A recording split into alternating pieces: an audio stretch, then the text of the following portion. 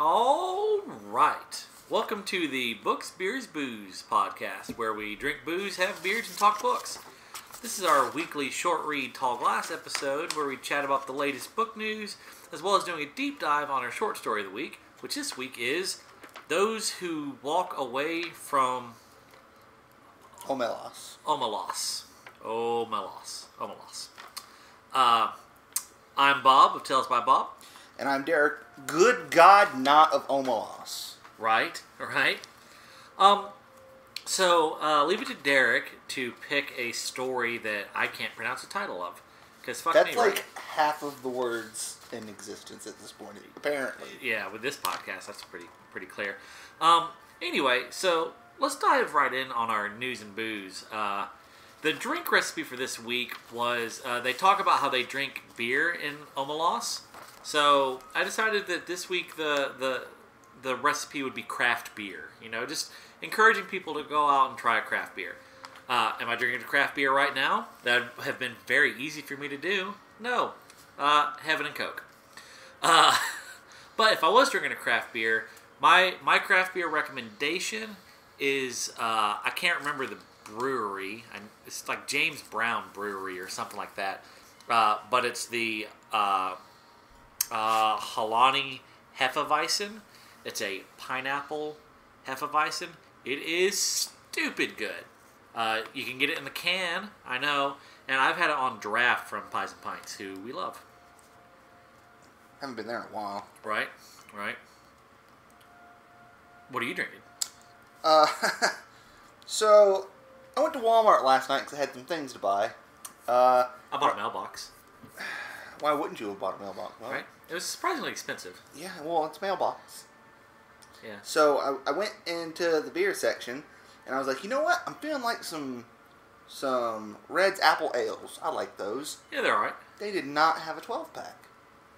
So I was like, well... I don't know that I could... That's just too sweet. Well, I'm not going to drink them at once. Yeah. Like, I'm going to drink them over the next week or something. Yeah. I mean, but I like to have one, maybe two with my dinner. It's great. But, so I was like, well, hell, I really want one of those. So I was like, well, here's a 6-pack. Well, what else can I get? Because I want another so that I can have more. I was like, I could buy some beer, or then my stupid self, I saw the Smirnoff Ice, and I was like, you know how long it's been since I've had Smirnoff Ice? With good reason. So sugary. But they had one that was limited edition, and so I was like, oh, what's this? It's like red, white, and berry. I'm like, let's see what this says. So it's blue raspberry, not a fan of, cherry, and citrus. Now I'm a big fan of cherry, and I'm a big fan of citrus. I was actually kind of looking for something that was citrusy, so it's like, you know what? Let's just try it. Risk it. Gotta risk it for the biscuit. I mean, and it's okay. It's a little bit too much bluey, a little bit too much berry for me. It's very blue. Well, I mean, I know coloring-wise, but I mean the taste is a little bit too much blue raspberry. It's still good, just, I mean, not great. But Red's Apple Ale, I never go wrong with that. So Yeah. I just learned that the liquor store that my roommate works at carries Cider Boys, so that's real cool. Yeah. So I'm going to start picking that up. Of course you are. Yeah, no, because I love Cider Boys. So what do you have for news? So my news is, let's see, news. Oh, right. So it's about a book that has either just come out or is coming out soon, called A Short History of Drunkenness by Mark Forsyth. Okay. It's basically the way it's been described to me, and it was described in the news article, was it's a tongue-in-cheek bar hop through the ages, down through history of humanity, explaining how they made their booze in each different place and how they drank it and that kind of stuff. Okay. It was super interesting. I that. saw a short interview with him. Made it sound really interesting, and of course he's British, so apparently he like goes hard in the paint for the getting sloshed and snogged and just as many ridiculous words as you can think of. He's throwing them out there. I like it. So I was into it, and he's an etymologist, so I know he knows the good words. Right. So, yeah. As opposed to an entomologist who would know the good bugs. No one cares about that. Etymology, Bob. This is words. This is wordcast, Bob. True. You're bugging me. Hello. So I have two kind of smaller snippets of news that were related. So The Expanse, which is a sci-fi show that was on Sci-Fi, it got canceled after 3 seasons. But Amazon has picked it up and is going to be making the 4th season, which is making a lot of people happy. I have listened to the first 3 Expanse novels on audiobook, and they're pretty good. So definitely some of the better sci-fi. Just I really like. I don't know, it's a little hard on the sci-fi, a little hard sci-fi, a little weird. But it's pretty like kind of thing that pissed me off is like the character I most like. Spoilers. Character I most like, it more or less dies in the first book. And the you don't get to have nice things. And the other main character gets on my fucking nerves. But yeah, so that's got a lot of people happy. This next bit has me even more excited. Lock and Key is coming to Netflix. So for those who don't know, Lock and Key is a comic series written by Joe Hill. If you don't know who Joe Hill is, Stephen King's son, who's doing just a bunch of cool shit. He's got some really good books. If you saw Horns, that's based on one of his novels. Yada, yada, yada. Anyway, so apparently they filmed a pilot for it on Hulu. But Hulu, like everyone at Hulu was like, fuck yeah, we're doing it. And then like some new president, they got like a new president at Hulu or something like that. He's like, nah, bruh. And he decided to not pull the trigger on it. So the original director, guy who filmed the pilot, is now working on It 2. So he's not available. So they're getting all new actors, all new crew or whatnot, and Netflix is going to be doing it. So it's been 8 years in the works, and it's finally going to be happening. So that's cool. Lock and Key, I've read the first trade or so of it. It was good. If you're a fan of Lovecraft, very, very Lovecrafty. In fact, I think the first trade is called like something with like Welcome to Lovecraft or something like that. I forget. I've got it, but my brother really liked it. It's not really my thing. I think I'm going to. That's going to be the next thing I work to collect is all the Lock and Key. Because I looked on Wikipedia last night to try and figure out like how much there was, and it wasn't very clear. Like, I don't know if the series finished or got canceled. Like, I don't think it got canceled, but it was like they were talking about like it was supposed to be like three arcs of 12 comics each, but it's like what I saw. There's only like 2 arcs of 12 comics and then 1 arc of like 8 comics. But like the last comic came out like 4 years ago or something like that. Time. So I'm going to figure that out. I'm pretty sure the last comic came out when I was still actively purchasing. Yeah, so I'm going to look into that, and I think that's going to be the next thing I really work on collecting that I'm not currently collecting. Speaking of which, we should do an episode on comic books in the future. Yes, so. I'm ever so down for that. So that's my 2 bits of news. Anything you want to add? No. Okay, so what's the news with Dorsey Stone? There is none, Bob. There never will be, ever. Although Patrick Rothfuss did stream last night on Twitch for the first time in a while. I didn't have time to watch it because I was working. Okay, so more time spent not writing. Gotcha. No, apparently he allowed himself to stream because, as the title said, today was a very productive day. Oh, good. Good. Okay. I mean, knowing him, it was probably like I took a shower and played with my kids instead of wrote the book. But well, him and George R. Martin should take a cruise together.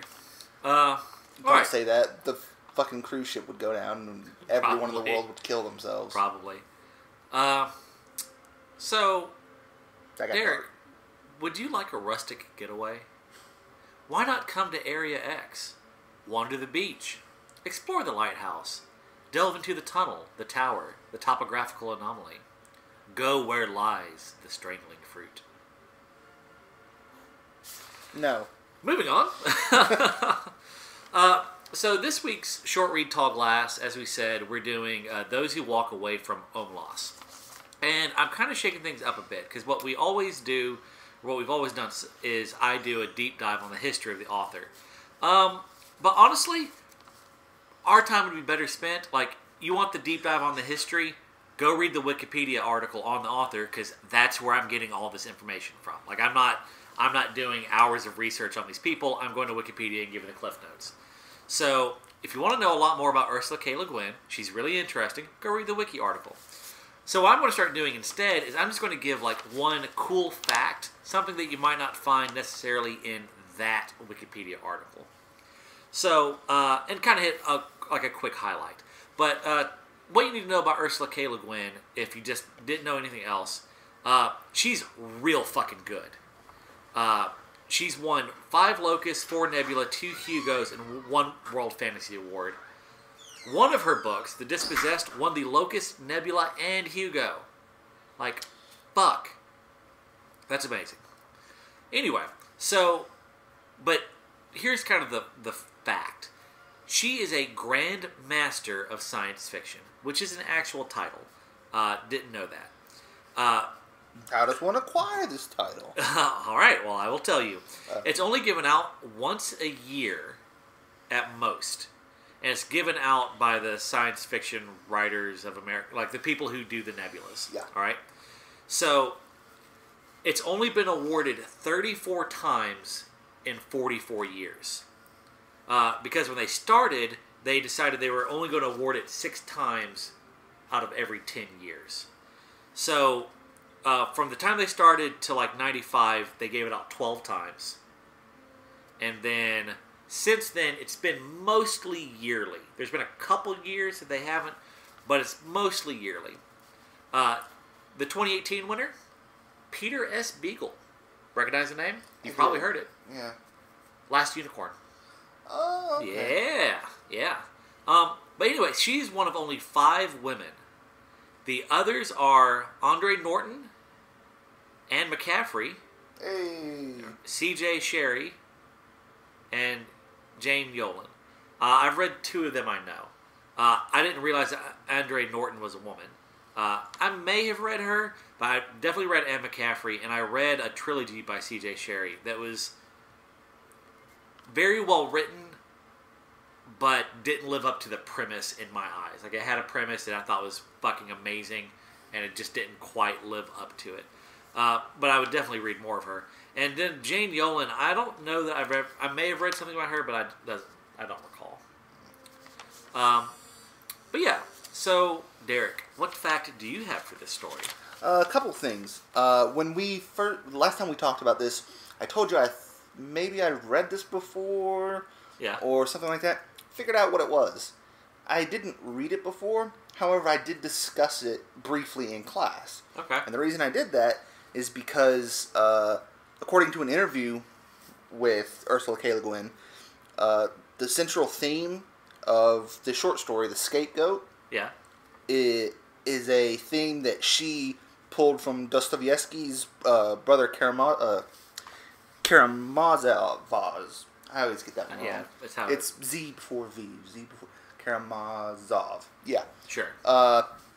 Which I read in my Russian history course.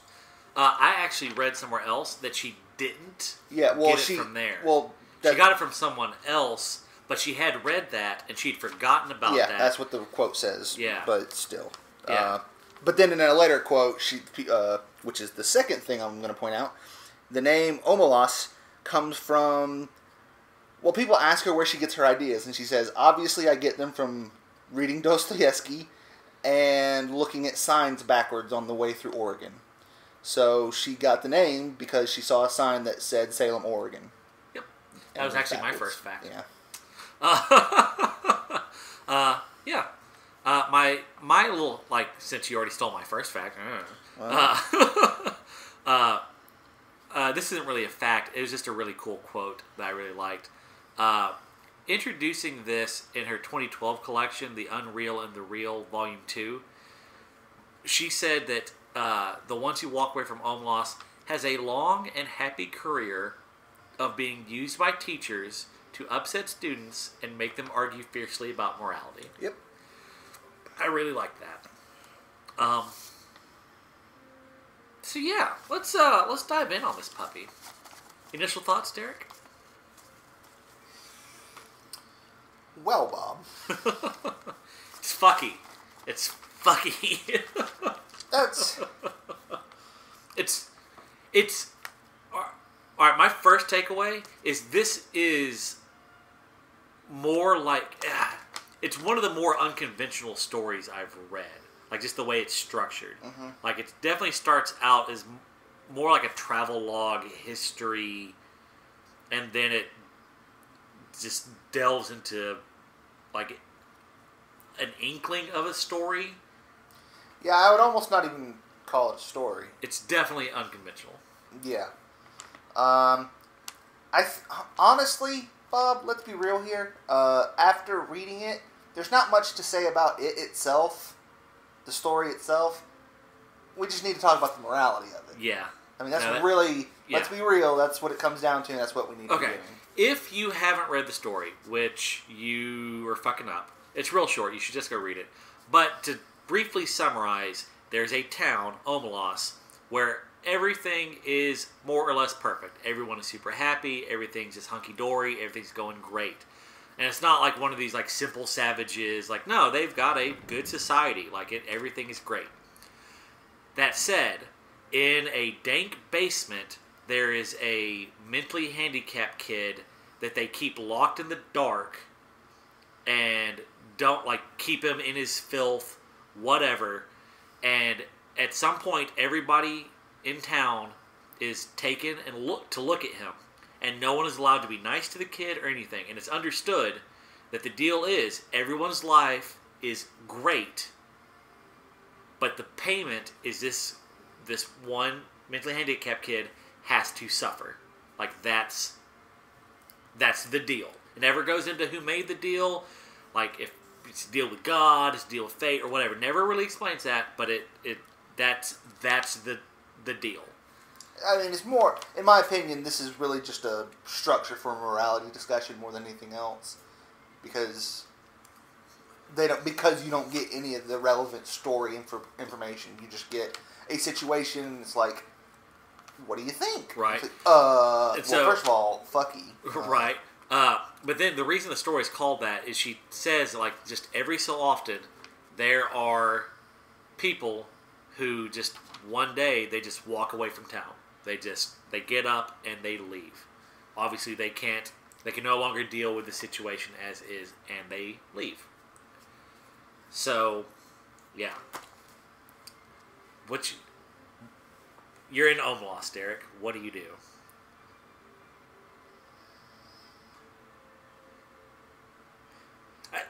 The way I see it, you have three choices. Choice one is leave. Choice two is stay and reap the benefit. Choice three is try and do something about it, like try and break the kid out. Well, you don't even have to do that. All you have to do is say something nice to the... Yeah, say something nice to the kid. Because it says that specifically. Like, no one can say even one nice thing to the kid. So, like, you could go see the kid and say something nice and break the spell. So, Derek, what would you do? Probably say something to the kid. Which, in this respect, in my opinion, would not be a good idea, but you gotta do it. And it's not even, like, more like, oh, well, no, it's because I'm pretty confident that if you say something to them, the entire place will freak out and everyone will just slaughter each other. Kind of the issue I wrangled with was, yes, I think the most morally upstanding thing is to go say something to the kid. Be nice to the kid. But things to consider, one, you're right, like, what if the town just loses its shit and they all kill each other? Like, that's one thing to consider. The other thing is, like,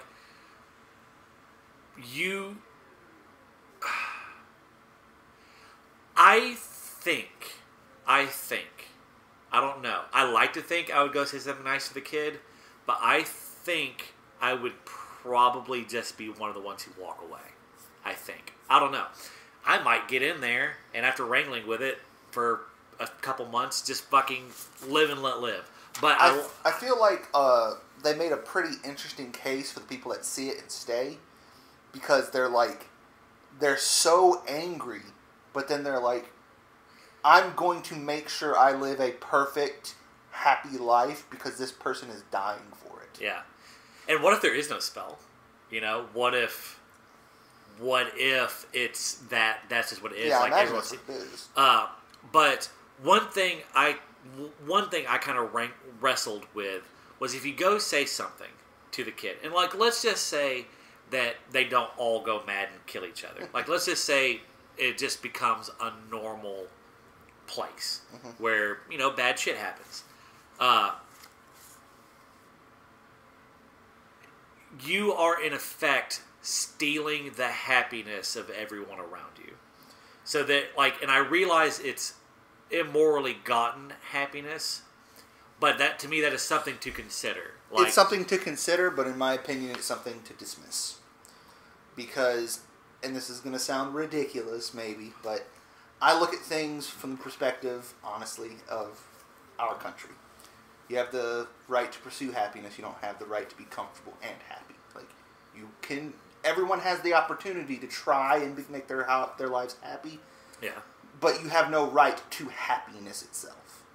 They don't have the right to kill this poor child or neglect this poor child to give themselves assured happiness.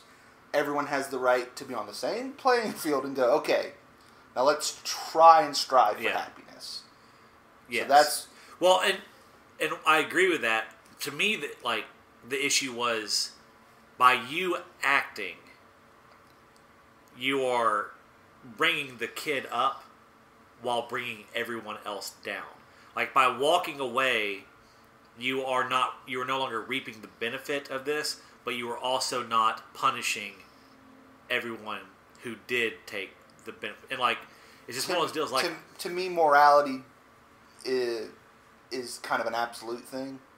Like it may it's just the right thing to do. Like, it may make things more difficult, but yeah, I mean, I think that's why I think I would just walk away, because like I didn't put the kid into the situation. The kid's already in the situation. I am made aware of it. Everyone I know and love is benefiting from this. And while I would like them to make the realization of their own that this is fucky, I think I would just walk away, because I don't... Like, I still... it's like one of those... I agree that the most moral thing is being nice, saying something nice to the kid. But it's one of those deals like... I don't know that it's... It's not my place, but it is my place. But like it's I don't know, like I feel like there's a moral issue of removing that happiness from everybody else. Like everyone is having the perfect life. Like I realize I'm helping this kid out, but I'm effectively stealing everyone else's happiness to do it. And I don't know that I have the 100% moral right to do that kind of deal. Like, I don't know. You're not actively making their life worse. You don't even know it's true that it's going to make their lives worse. It could just be bullshit. It could just be that. But and we're going, like, all we have to go on is we're assuming everything she says is true. Okay, but also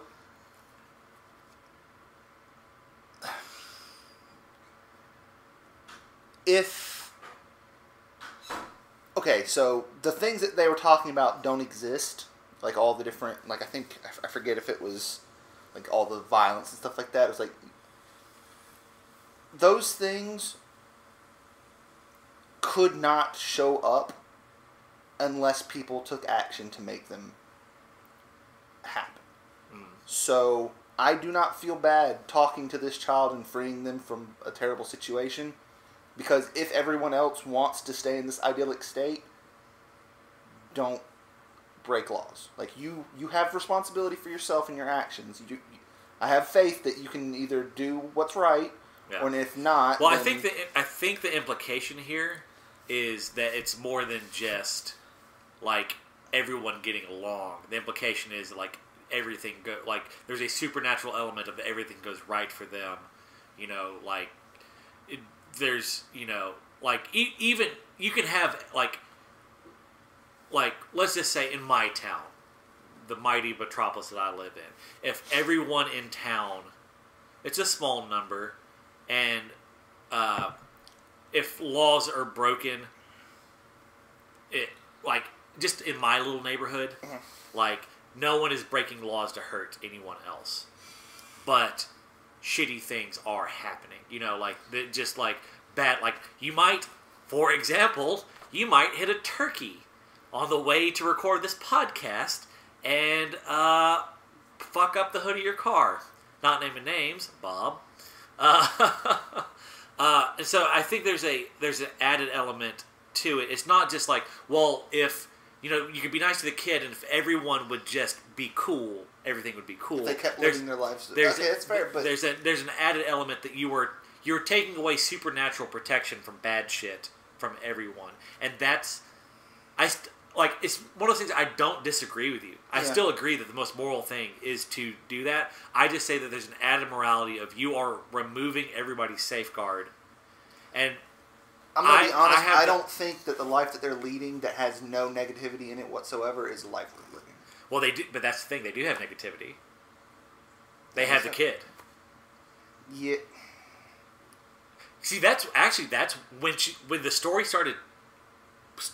Yeah. I thought the direction she was going in, talking about this kid, was not some supernatural protection. This is the deal that we've made. I thought it was they kept this kid because their life is so perfect, but they don't have a point of comparison, so they have this kid. That's what I thought she was saying at first, but then I was realized, oh no, it's some sort of deal, and so like they have a point of comparison, Well, it's not even a point of comparison thing.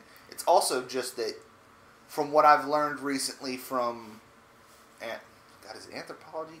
Whatever it is, just that human beings don't feel fulfilled unless they're overcoming obstacles. It's not just that having a point of reference. Yeah. It's like if things aren't there to be overcome, and then you get disconnected and feel flat and become depressed, which is a very common belief of what's wrong with society. That's the thing, though. Like they still have competition. Like they're in the story. They're about to have a race. Yeah. Like you can have competition without necessarily. You can have things to overcome without there necessarily being something bad happening. Like me, I'm trying to be a better writer. Mm-hmm. If that's something I'm working to overcome, like it's still something I'm working towards.